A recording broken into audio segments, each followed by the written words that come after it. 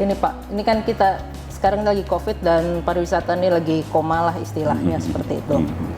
Nah, kira-kira sudah ada ide atau rencana untuk pasca COVID? Dan tadi kan Bapak bilang ada ini baru new normal orang-orang bilang. Yang harus diperhatikan ada perubahan culture gitu ya. Terus juga yang paling terasa ini dampak ekonomi gitu ya. Ya kan bicara pariwisata kan bicaranya orang yang punya uang gitu kan. Itu ada kelebihan uang dia melakukan pariwisata. Jadi perbaikan ekonomi ini dulu yang harus berjalan gitu loh.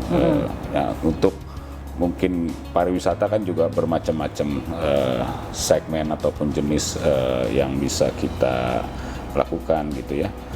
Ya paling nggak misalnya untuk orang Jabodetabek ya, daripada dia mungkin ke Bali, ke Lombok, mungkin bisa alternatif ke Pulau Seribu dulu gitu ya, paling pertama. Nah ini yang mungkin kami ke depan pikirkan bersama-sama dengan teman-teman pemangku kepentingan terkait di pariwisata, misalnya travel agent, hotel, objek-objek wisata ya.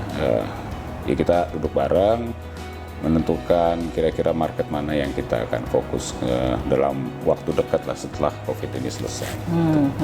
Nah itu bicara soal market, apakah nantinya Jabodetabek aja atau domestik secara keseluruhan? Yang paling jelas market domestik ini akan menjadi prioritas kami gitu ya. Kalau untuk luar negeri mungkin kita prioritaskan destinasi yang memang punya direct flight dengan Jakarta. Gitu. Ya, misalnya ya negara-negara tetangga lah, Singapura, Malaysia gitu pun ataupun Timur Tengah gitu ya, yang memang punya direct flight langsung ke Jakarta. Gitu. Timur Tengah itu sudah mulai tinggi pasarnya? Untuk Jakarta ya, masuk 5 besar untuk Saudi Arabia ya. Terus Saudi, Qatar juga, Uni Emirates, Qatar juga menjadi market yang menjanjikan lah.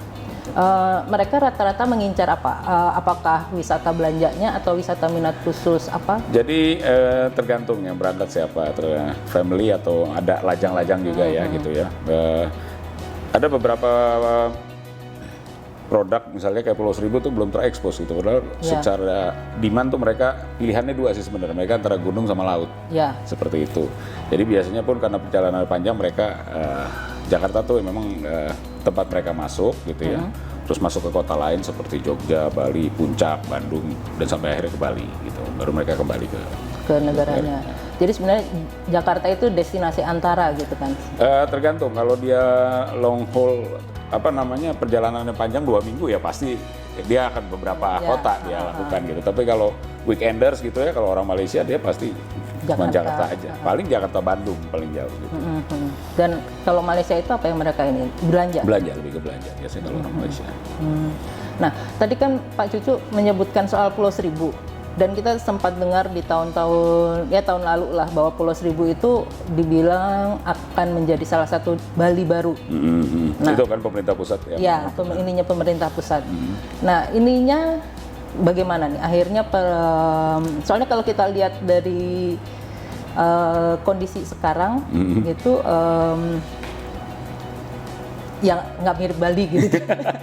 Jadi gini, kalau bicara Pulau Seribu tuh kayak Bali tahun 50-an lah ya, 50 tahun 60-an. Kebetulan saya sebelum jadi kepala dinas, jadi Kasudin dulu di sana. Ya alhamdulillah jadi banyak belajar tentang Pulau Seribu. Ya bahwa tempat ini punya potensi belum digarap secara serius itu masalahnya ya. Jadi kalau kita bicara pariwisata itu kan yang selalu orang bikin promosi kan gampang 3A, aksesibilitas, amenitas, atraksi. Dari 3A ini Pulau Seribu itu punya, tapi belum maksimal. Jadi pilihannya kan 2 kalau orang ke Pulau Seribu itu, Anda mau ke pulau yang penduduk atau di pulau resort yang lebih privacy gitu, pulau swasta. Nah ini punya kelebihan kekurangan tergantung segmennya masing-masing gitu ya. Yang belum tercipta di Pulau Seribu itu aksesibilitas antar pulau gitu. Jadi kalau lebih enak misalnya kalau kita ke Bali gitu ya, kita nginep di Kuta tapi kita bisa makan di Jimbaran, bisa kita main ke Ubud gitu ya. Nah itu kan ada akses dia lewat darat. Nah kalau di Pulau Seribu tuh belum ada. Jadi Hop on, kalau hop saya off, di Tidung ya udah stuck aja di Tidung. Saya pengen ke Pramuka, pengen ke Pari gitu ya. Nah itu kalau itu udah ada, itu kan mungkin lebih hidup. Ya, Di samping hop on, juga hop off aksesibilitas dari daratan sendiri ke Pulau Seribunya juga masih terbatas gitu ya. Untuk yang menengah ke atas dia naik melalui marina biasanya ya. Dia pakai speedboat. Untuk yang low cost carrier orang bilangnya yang backpackeran itu dia lewat Muara Angke. Nah yang dari marina ini baru sehari cuma ada satu Dan operator. Itu ke seluruh pulau? Ke seluruh pulau tergantung requestnya. Cuman kan kalau kita terlambat ya udah nggak ada alternatif lain gitu ya. Jadi kalau ada misalnya 2 kali aja sehari pemberangkatan akan lebih ada pilihan choice dari orang. Pulau resortnya sendiri ada berapa? Yang masih aktif itu ada 7 ya. Pulau Bidadari, Pulau Ayer, Pulau Putri, Pulau Pelangi, Pulau Pantara, Pulau Macan, sama pulau satu lagi Sepah. Ya 7 yang masih ini. Ada beberapa pulau juga lagi digarap ya, mungkin dalam waktu dekat bisa beroperasi. Jangan lupa subscribe ya.